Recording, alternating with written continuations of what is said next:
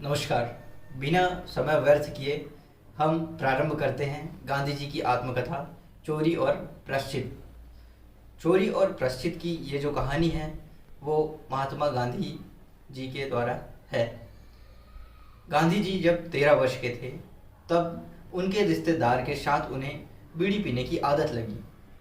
बीड़ी पीने की आदत कुछ इस तरह से लगी कि उनके काका जी जो है वो बीड़ी पिया करते थे और बीड़ी पीकर जब जो बची हुई छोटी सी छूट रहा करती थी बीड़ी की बचत को वो फेंक दिया करते थे, जिसे गांधी जी और उसके मित्र उठाकर उसे पिया करते थे।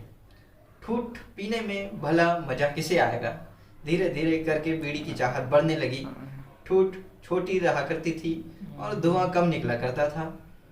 धुआं कम निकलना और कम समय के लिए उस बीड़ी का यूज़ हो पाना, ये उनके लिए एक समस्या थी।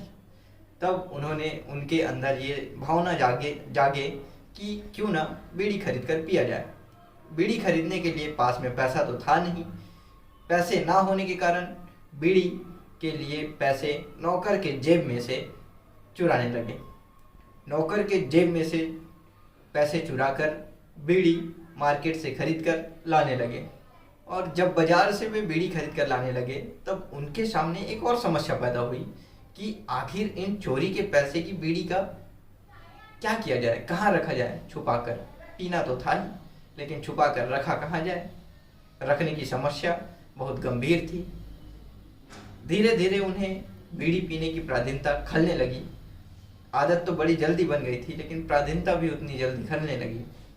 और इस तरह से बीड़ी पीने की वजह से उनके सर पर लगभग 25 रुपये का कर्ज हो चुका था। 25 रुपये का कर्ज होने के कारण कर्ज काफ़ी अधिक था और इसके लिए उन्होंने दूसरी चोरी की, और दूसरी चोरी को वो ज़्यादा गंभीर मानते हैं। और वह चोरी क्या था?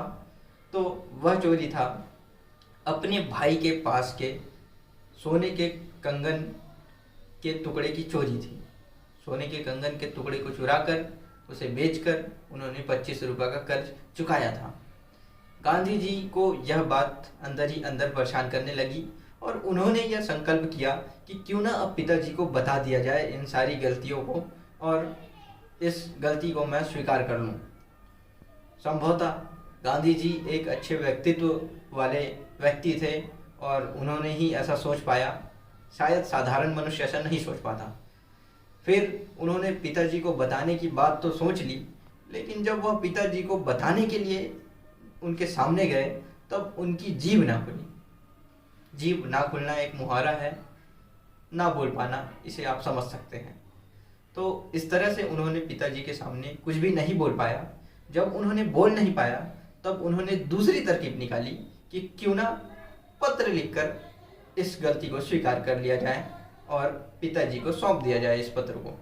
तब उन्होंने पत्र में सारी गलतियों, सारी अपराधों को उसमें लिखा और दोबारा ऐसी गलती ना करने के लिए प्रतिज्ञा की और इस चिट्ठी को पिताजी को सौंपी। जब पिताजी ने इस चिट्ठी को पढ़ी तब पिताजी के आँख से आंसू आ गए और उन्होंने गांधी की पीठ थपथपाने लगी। तो ये कहानी हमें ये सीख दी कि गांधी जी ने अपनी प्राधीनता को, अब उन्हें प्राधीनता खलने लगी और उन्होंने आत्मग्लानि कर लिया गलतियों के लिए। तो साधारण मनुष्य ऐसा नहीं कर पाते, लेकिन गांधी जी जैसे व्यक्तित्व के व्यक्ति ऐसा किए और उन्होंने समाज में एक नैतिक मूल्य की स्थापना पैदा की। बहुत बहुत धन्यवाद। आप अब सारांश आसानी से लिख सकते हैं।